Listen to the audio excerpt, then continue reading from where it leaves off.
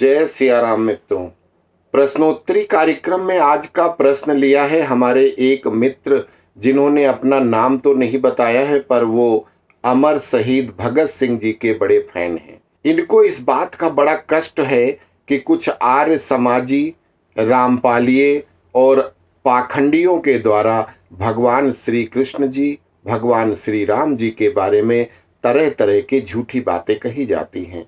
क्योंकि हमारे मित्र अभी नवयुवक हैं और फिर फैन भी किसके हैं? क्रांतिकारी भगत सिंह जी के। इसलिए इनके क्रोध को सहज ही समझा जा सकता है। मित्र, ये कलयुग है, इसमें कोई ताकतवर वीर बलवान नहीं होते, बल्कि ये युग कायरों मक्कारों का ही है। इस युग में अगर आप सही बात कहोगे तो आपको सिर्फ समाज में गालियां ही मिलेंगी। आपके समक्ष ये आपका आदर्श धर्म चैनल और पंडित जी उदाहरण हैं। हम सनातन के ग्रंथों में वर्णित सही बात बोलते हैं तो लोग हमें गालियां देते हैं। उदाहरण के लिए कुछ कमेंट प्रस्तुत हैं। अब ये यादव जी हैं, इन्होंने एक चैनल बना रखा है जिसमें इनके पास सिर्फ 2 सब्सक्राइबर हैं। ये विभिन्न चैनल पर जाकर ऐसे गाली गलौज वाले कमेंट इसलिए करते हैं कि लोग इसी को देखकर इनके चैनल पर विजिट करेंगे और इनके वीडियो देखेंगे। ये इनकी मूर्खता का प्रमाण है। ये सही मायने में 12 बजे तक बुद्धि घुटने में रखने वाले लोगों में से एक है। वहीं कुछ लोग ऐसे होते हैं जो दूसरे ग्रुप्स पर जाकर जय श्री राम, जय श्री कृष्ण ऐसे शब्द लिखते हैं या अच्छे कमेंट करते हैं, तो उनके चैनल पर भी हम सभी लोग विजिट करते हैं, सब्सक्राइब भी करते हैं। लेकिन इन बैल बुद्धि लोगों को क्या कहा जाए?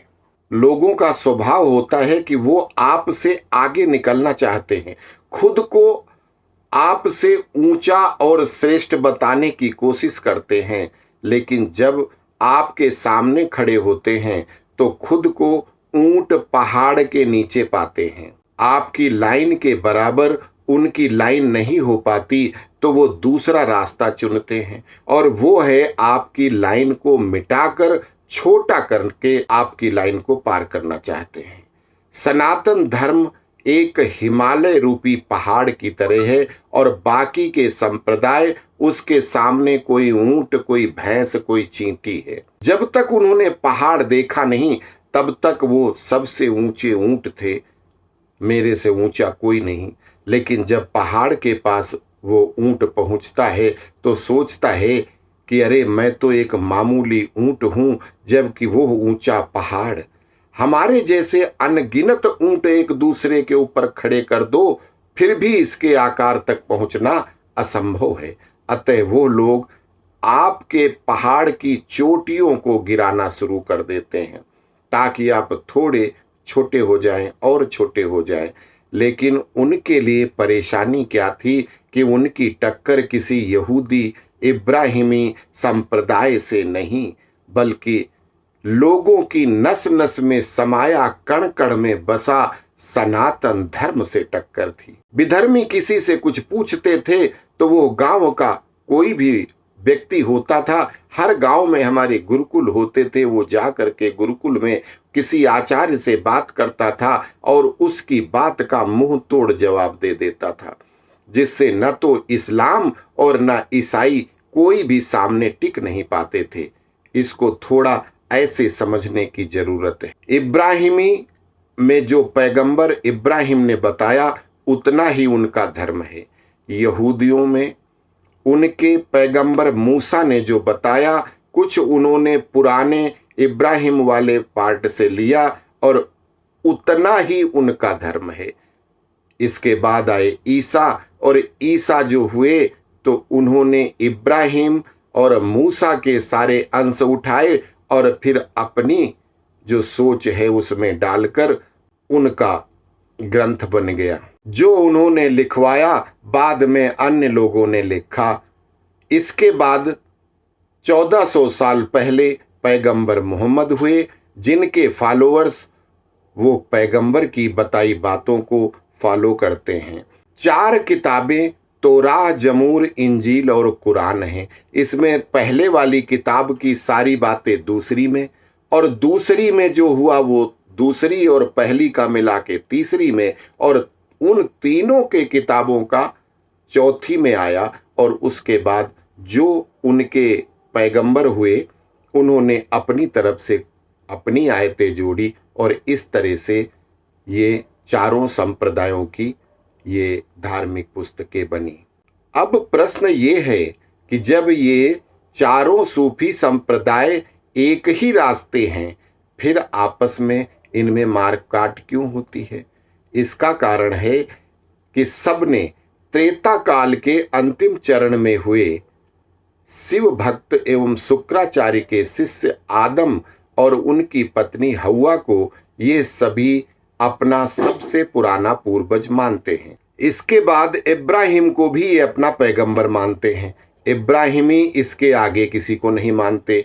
फिर यहूदी जो आदम से इब्राहिम तक और इन सबको अपना पूर्वज मानते हुए अपना अंतिम पैगंबर मूसा को मानते हैं। उसके बाद जो जीसस आए उन्होंने अपना अंतिम जो पैगंबर है वो ईसा को माना, हालांकि वो मूसा, इब्राहिम और आदम को भी मानते हैं। इसके बाद 1400 साल पहले पैगंबर मोहम्मद हुए। अब इनके फॉलोअर्स मोहम्मद को अंतिम पैगंबर कहते हैं। उनके अनुसार जो मोहम्मद की कही बातों को न माने वो काफिर है। वो इस्लामियों की नज़र में ईसाई हो, यहूदी हो, सनातनी हो, सभी काफिर हैं। और इन लोगों को अपने अपने पैगंबर के लिए कट्टरता ही इनको हत्या, दंगे और जंग कराती है। यहूदियों से इस्लाम और ईसाइयत दोनों शत्रुता रखते हैं, जबकि उनके पैगंबर मूसा को अपना पैगंबर भी मानते हैं। मुस्लिम ईसाई से शत्रुता रखेगा, लेकिन उसके ईसा को अपना पैगंबर भी मानता है। अब प्रश्न है कि पैगंबर है क्या? इनके अनुसार पैगंबर को ईश्वर, मुस्लिम उसको अल्लाह कहते हैं, ईसाई गॉड कहते हैं। उनका मैसेज लेकर जो आया उसकी बताई हुई बात पत्थर की लकीर है। सबसे बड़ी यही बात है। ये लोग कुरान, बाइबल सब पढ़ेंगे, लेकिन अगर उसके ऊपर आपने या किसी ने कोई प्रश्न किया तो उसका ये जवाब कभी नहीं देते। इसके लिए कोई अपने फादर या पॉप के पास जाके पूछ के बताएगा, और कोई अपने मुफ्ती, काजी, मौलाना से पूछ के बताएगा, लेकिन कोई अपने आप जवाब नहीं देगा। उनका लिखा हुआ या खुद की बुद्धि से अनुवाद करके नहीं बताएगा। यही कारण है इनके अंदर अपने मजहब के लिए इतनी कट्टरता होती है। इनके यहाँ सिर्फ एक व्यक्ति अर्थात एक पैगंबर ने जो कहा वो तब के लिए सही था, आज भले ही सही न हो, लेकिन वो उसको आज भी सही ही कहेंगे। जबकि इसके उलट हमारे सनातन धर्म में व्यक्ति को पूरी स्वतंत्रता है। वो अपनी बुद्धि के अनुसार अपने शास्त्रों के सही या गलत अर्थ बताता है। वो किसी पंडित से, किसी संत से, किसी शंकराचार्य से नहीं पूछने जाता, और सब अपने अपने हिसाब से अपना अर्थ निकालते हैं। 800 साल की पराधीनता के बावजूद न तो इस्लाम वाले और न ईसाई अपनी बात को सनातन के सामने जस्टिफाई कर पाए, और न सनातन संस्कृति के सामने उनकी संस्कृति किसी भी मायने में ठहर पाई। अतः उन्होंने जबरदस्ती मारकाट करके कि तुम्हें बनना पड़ेगा, ये हमारा धर्म अपनाओ, नहीं मार डालेंगे, रेप कर देंगे, ये कर देंगे, वो कर देंगे, जबरदस्ती। और फिर ईसाइयों ने तो लालच देकर ये दे देंगे, वो दे देंगे, रास्ते बदलवाने का काम किया, लेकिन फिर भी सक्षम नहीं हो पाए। आपको जानकर ये आश्चर्य होगा कि जब सारे ईसाई और मुस्लिम देश अनपढ़ थे तब हमारी साक्षरता दर 95% से अधिक थी, और इसके प्रत्यक्ष प्रमाण हैं। सब तरह से हार कर एक मैकाले नामक अधम राक्षस आया, जिसने हमारी शिक्षा व्यवस्था को तहस नहस कर दिया। गुरुकुल बंद करा दिए, लेकिन मदरसे नहीं बंद कराए, और शिक्षा पद्धति बदल कर कानून बना दिए। यह कदम हमारे सनातन धर्म का ह्रास करने में विधर्मियों को सफल कर गया। इसके बावजूद हमारा धर्म एक दूसरे के मुख से होता हुआ बराबर चल रहा है। अब इसके लिए उन्होंने हमारे ही जयचंद खोजे, उनको धन देते हैं, वो हमारे महापुरुषों, भगवान, देवी देवताओं के लिए अनाप शनाप बोलकर तरह तरह के झूठ फैलाते रहते हैं। इनमें से वामपंथी, आर्य समाजी जो वेद मानते हैं लेकिन भगवान को नहीं मानते, तो स्वस्त्री और शांति मंत्र पढ़ते हैं, जिसमें साफ कहते हैं ओम शांति ही, आपः शांति, बृहस्पति ही शांति आदि बोलेंगे, लेकिन नवग्रह नहीं मानते। बहुत सारे विधर्मी और उनसे सुनकर बहुत सारे सनातनी भी उनकी हाँ में हाँ मिलाते हैं कि वेदों में ईश्वर को सिर्फ निराकार माना है, भगवान की कोई तस्वीर नहीं है, ईश्वर के अवतार नहीं होते। ऐसे बहुत सारे प्रश्न करेंगे। अब चूंकि आप लोग तो वेद पढ़ते नहीं, शास्त्र पढ़ना तो दूर देखते भी नहीं, तो क्या कहोगे? चुप रहोगे या फिर अपनी कमी छिपाने के लिए उनकी हाँ में हाँ मिलाओगे? जबकि हमारे वेदों में ईश्वर को निराकार और साकार दोनों ही बताया गया है। यही बात रामायण में, यही बात महाभारत में बताई गई है। रामायण में कहते हैं निगुण ही सगुण ही नहीं कछु भेदा, लेकिन ये जवाब हम जब दे सकते हैं जब स्वयं अध्ययन करें या फिर किसी विद्वान की बातें सुने और जाने। अज्ञानता के आधार पर वो अज्ञानी कुतर्क भी करेंगे, लेकिन हमें बिल्कुल घबराना नहीं चाहिए, बल्कि बड़ी शालीनता के साथ उनको सच बताना चाहिए। इस तरह विधर्मियों ने समाज में बहुत बड़ी भ्रांति फैला रखी है कि वेदों में मूर्ति पूजा नहीं है, ईश्वर का साकार वर्णन नहीं है, अवतारवाद नहीं है, इत्यादि न जाने क्या क्या। आखिर ऐसा ये सब फैलाने में उनको सफलता क्यों मिल रही है?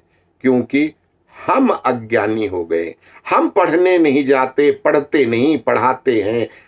जो गलत चीजें पढ़ने में बड़ा आनंद महसूस करते हैं, ज्ञान की चीज पढ़ना अब हमारे संस्कारों के विपरीत हो गया है। हम खुल्लम खुल्ला धड़ल्ले से बोल देते हैं कि वेद पुराण पढ़ने से कौन सी नौकरी रोजगार मिलेगा। विधर्मियों के कुचक्र में फंसकर हमारे समाज में बड़े सारे वाद चल रहे हैं। जैसे आर्य समाज, ये दयानंद सरस्वती वाला ज्ञान नहीं, बल्कि जाकिर नायक वाले ज्ञान को प्रचारित कर रहे हैं। इनका काम वेदों का प्रचार नहीं, बल्कि ज्यादा से ज्यादा अंतर जातीय और अंतर धार्मिक, और खास कर अगर कोई हिंदू कन्या किसी विधर्मी से विवाह करना चाहे तो धन लोलुप बिके हुए लोग 2 घंटे में फेरे विवाह सब करा देते हैं। आर्य समाज की स्थापना स्वामी दयानंद सरस्वती ने वेद प्रचार के लिए किया था, लेकिन आज के उनके फॉलोअर्स हाय रे दैया, हाय रुपैया, हाय रे दैया, हाय रुपैया करते हुए सिर्फ धन कमाने में, धन की उगाही में लगे हैं। नाम के मंदिर हैं, लेकिन वास्तव में ये दुकानें हैं। इनके बड़े बड़े ट्रस्टी सिर्फ धन उगाही करते हैं। भटके हुए कलयुगी गर्मी से व्याकुल जो नवयुवक नवयुवतियां हैं के फर्जी तरीके से विवाह कराकर उनको गुमराह करके अपनी जेब भरने का काम कर रहे हैं। जबकि भारतीय संविधान भी कोर्ट मैरिज कराने से पूर्व दोनों के घर पहले नोटिस भेजते हैं, जबकि ये आर्य समाजी दुकानें बिना किसी घर वाले को नोटिस देकर शादी करा देते हैं। इन दुकानों में कार्यरत एक भी ट्रस्टी या पंडित वेद पढ़ना तो दूर, वेद की 2-4 कठिन ऋचाएं पढ़कर उच्चारण नहीं कर सकते। विश्वास न हो तो किसी भी आर्य समाजी दुकान में जाकर टेस्ट ले सकते हो। ऐसा ही एक नया तत्वदर्शी है जो जेल में बैठा हुआ तत्व ज्ञान दे रहा है। वो व्यक्ति जो हिंदी भी बोल नहीं सकता, संस्कृत के श्लोक संख्या बताकर कभी गीता, कभी रामायण, कभी वेद पुराण बताते हुए अर्थ का अनर्थ बताता रहेगा, इसका मतलब कबीर है। कबीर ही सुप्रीम गॉड है। दुर्भाग्य ये है कि हमारे अनपढ़ भाई बहन तो छोड़ो, पढ़े लिखे भी उसके लच्छेदार बातों में फंसकर उसकी हाँ में हाँ मिलाते हैं।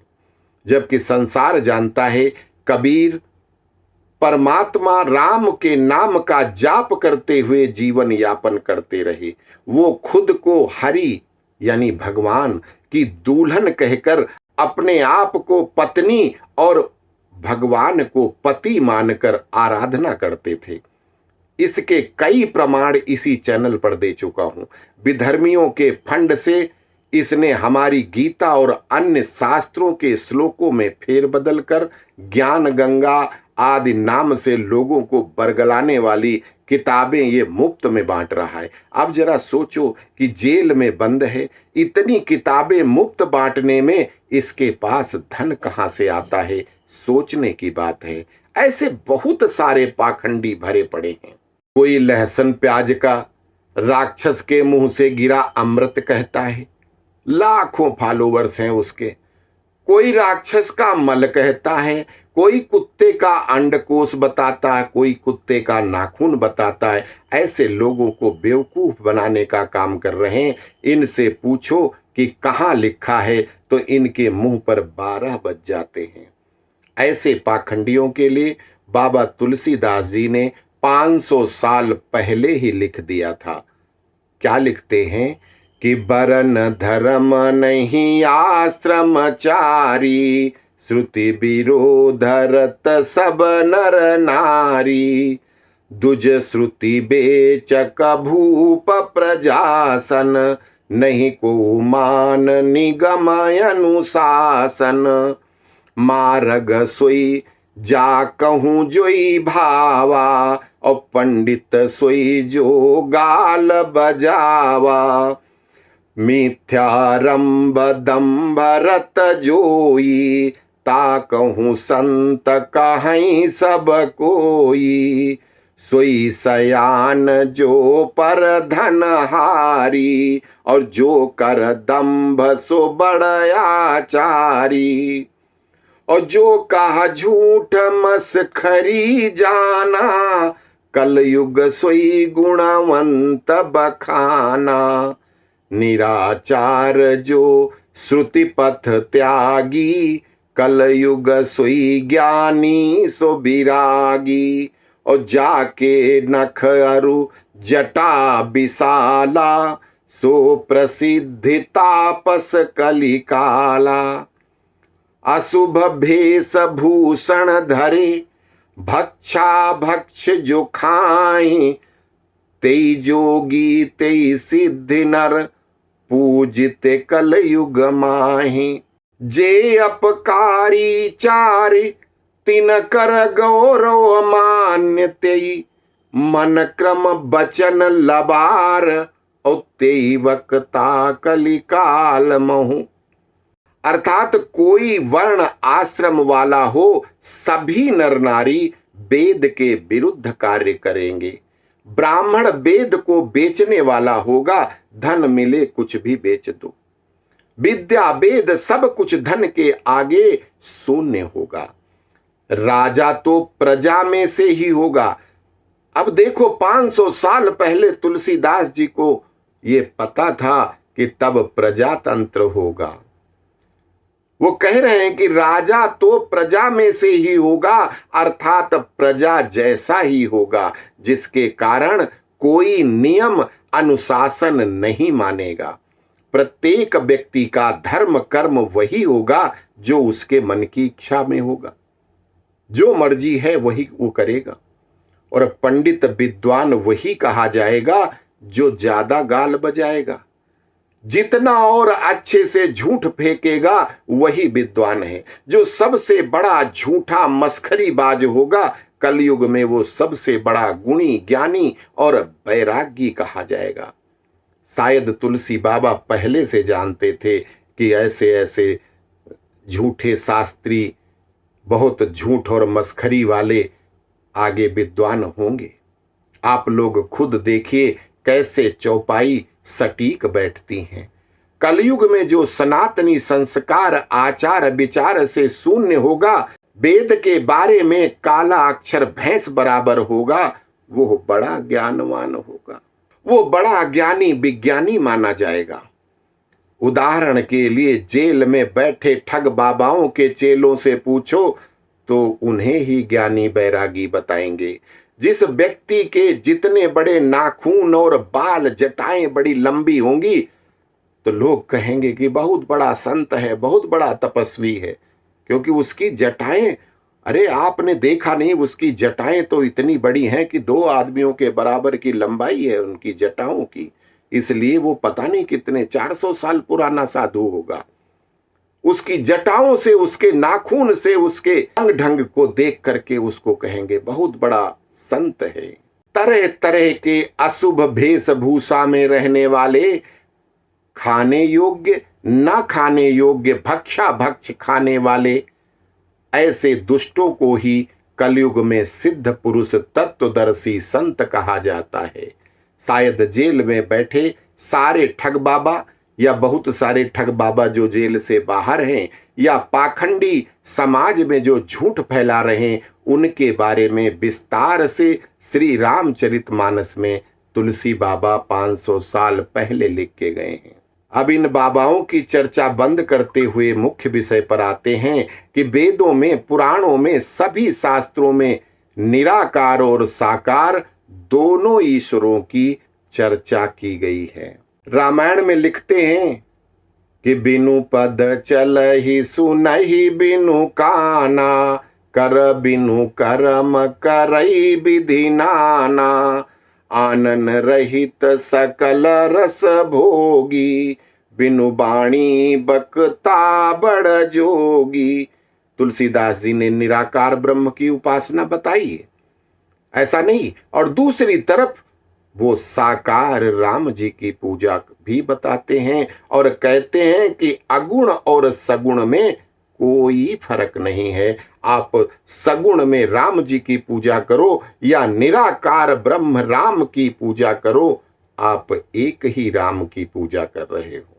अब प्रश्न है, क्या वेदों में कहीं लिखा है सगुण अवतार होते हैं? जी बिल्कुल लिखा है। यजुर्वेद के सर्ग 31 का श्लोक 19 में क्या कहते हैं कि प्रजापति सचरति गर्भे अंतर अजायमानो बहुधा बीजायते, तस्य योनिं परिपश्यन्ति धीरास्तस्मिन् हतस्थुर भुवनानि विश्वा। अर्थात परमेश्वर अजन्मा अजायमान होते हुए गर्भ में प्रविष्ट होकर बहुधा का तात्पर्य अक्सर अर्थात विभिन्न कारणों बस अनेक रूप में, जैसे श्री राम श्री कृष्ण आदि रूपों को चरति मतलब प्राप्त होते हैं, विजायते मतलब उत्पन्न होते हैं। आगे कहते हैं धीरा मतलब ज्ञानी लोग, महात्मा लोग, गण प्रधान पुरुष लोग उस परमात्मा के योनिम मतलब जन्म के कारण उनके स्वरूप को, कारण को परिपश्यन्ति मतलब देखते हैं। इसका तात्पर्य कि साकार रूप में उनके जन्म को सिर्फ ज्ञानी लोग ही देख पाते हैं, अज्ञानी को उनका जन्म विदित ही नहीं होता। जो परमेश्वर समस्त ब्रह्मांडों में तस्थु मतलब स्थित हैं, वही परमेश्वर साकार भी होता है। ये यजुर्वेद में लिखा है। गीता में, रामायण में तो कदम कदम पर ईश्वर के अवतार के बारे में बताया गया है। श्री राम परम ब्रह्म अवतार थे, इसका जिक्र अथर्ववेद में मिलता है। और जगत गुरु का मतलब एक डिग्री धारक जगत गुरु। आजकल तत्वदर्शी जगत गुरु, शास्त्री, आचार्य सब अपने आप को बिना डिग्री के लिखते हैं। ये डिग्रियां हैं, जगत गुरु डिग्री है। श्री राम भद्राचार्य जी ने कोर्ट में भी उसका प्रमाण दिया था, जिसके बेस पर कोर्ट ने माना कि श्री राम जी का जन्म स्थान यहाँ पर था और वो अथर्ववेद से दिया था। तो आप उनका वीडियो का मैं अंश यहाँ आपको दिखा रहा हूं ताकि मेरी आवाज नहीं उनकी आवाज में सुनिए। अथर्ववेद के दशम कांड के तीसरे अनुवाद के द्वितीय मंत्र में प्रमाण अष्टाचक्रानवद्वारा देवानां पूर्वोध्या श्याम हिरणमयः कोशः सर्वज्योतिषावृतः। बहुत से उदाहरण हमने दिए थे, फिर गंभीर पक्ष दिए थे मैंने।